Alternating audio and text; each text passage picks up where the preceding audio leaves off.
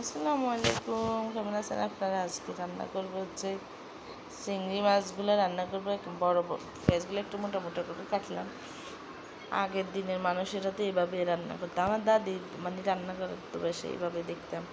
সব কিছুর একসাথে দিয়ে হলুদ, মরিচ, লবণ, জিরা, তেল, পেঁয়াজ, আদা, রসুন সব কিছু দিয়ে এরকম পানি দিয়ে এ করে পরে হচ্ছে চিংড়ি মাছগুলো দিয়ে দিত। চিংড়ি মাছগুলো কিন্তু আমি পরিষ্কার করে নিয়েছি, মাথার উপর ময়লা যেটা থাকে ওইটা তাই ফেলে দিছি।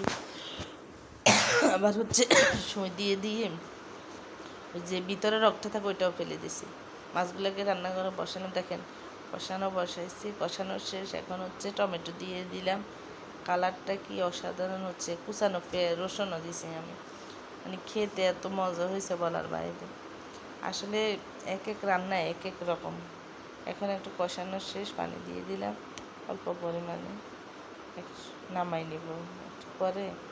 একটু মাখা মাখা হয়ে আসছে, এখন হচ্ছে নামাই নিব। আমার দাদির হাতে রান্না তো অনেক মজা, মানে একটু ট্রাই করি আর কি, দেখি পারি কি না, বা এরকম ওই রকম স্বাদ। আল্লাহ হাফেজ।